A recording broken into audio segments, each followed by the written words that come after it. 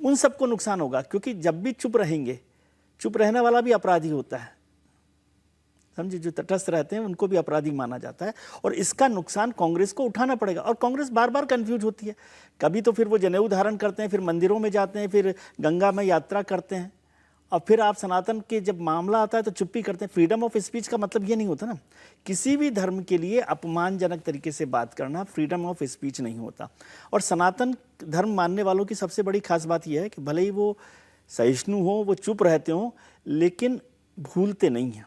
उसका जो वक्त होता है, उसका वो प्रतिकार या जो रेस्पॉन्स। बहुत से लोगों को कहना है कि दक्षिण भारत में हुआ या तमिलनाडु में हुआ, वहां से यहाँ आते आते क्या रिएक्शन बचेगा? इसका और चुनाव भी अभी दूर है, धीरे धीरे हो रहा है ना। इस बात को अगर किसी ने समझा है विपक्षी गठबंधन ने, मैं तो ममता बनर्जी, करेक्ट, सबसे पहला बयान है उन्होंने तो उन्होंने कहा कि इनको अनुभव नहीं है, हाँ, इसलिए ऐसा बोल रहे हैं, और जो भी ऐसी बात बोलता है उसकी निंदा होनी चाहिए।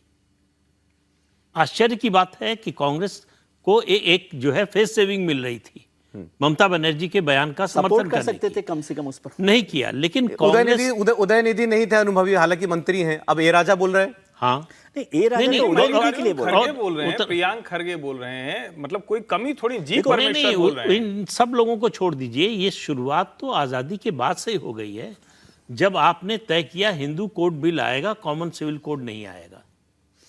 उस देश में ये आपने तय किया जिसका विभाजन धर्म के आधार पर हुआ।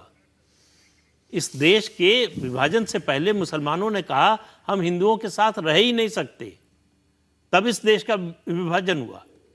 अब उसके बाद आप जो कानून बना रहे हैं, आप देखिए किस तरह के कानून बने, चाहे वो वक्फ एक्ट हो, चाहे वो नेशनल माइनॉरिटीज कमीशन हो, या फिर उसके अलावा प्लेसेस ऑफ वर्शिप एक्ट हो, एक के बाद एक कानून देखिए, सब हिंदुओं के विरोध में है, हिंदुओं के अधिकार को सीमित करने वाले। नहीं प्रदीप जी, लेकिन इसमें मुस्लिम एंगल मतलब दिखाई तो नहीं देता अपैरेंटली, क्योंकि हिंदू ही जो बोल रहे हैं वो भी हिंदू ही हैं, बोल रहे हैं सनातन के लिए, हिंदुओं के लिए बोल रहे हैं। यही ऐसा है कि कारसेवकों पर गोली चलाने वाला कोई मुसलमान नेता थोड़े था, मुलायम सिंह यादव ही थे ना। तो उनको लगता है कि हमारे साथ हिंदुओं का एक वर्ग है जो हिंदू विरोधी होने में जिसको कोई एतराज नहीं, वो हमारे साथ रहेगा, और मुसलमान मिल जाएं। ये मुस्लिम वोट का वीटो जो है, वो जो पिछले 9.5 साल से खत्म हुआ है, उसको रिवाइव करने की कोशिश।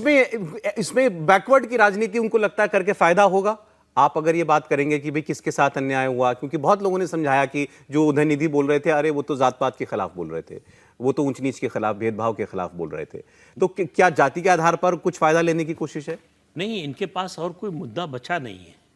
इनको लगता है कि जाति का मुद्दा उठाओ, इस नाम पर अगर आपस में झगड़े हों तो उससे हिंदुत्व की जो छतरी बनाई है बीजेपी ने, उसमें छेद होगा, वो टूटेगी।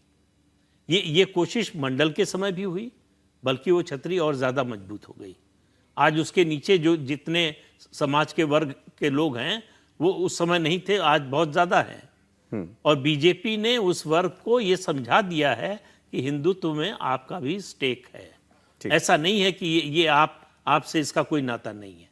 एक बात। दूसरी बात, जो लोग आज जाति की बात कर रहे हैं कि हिंदू धर्म में जाति है, यही लोग रोज चिल्ला चिल्ला कर आजकल बोल रहे हैं कि इस्लाम में भी जाति है, इसलिए पिछड़ा आरक्षण दो, दलित आरक्षण दो। तो इस्लाम में है तो ठीक है, हिंदू धर्म में है तो गलत है।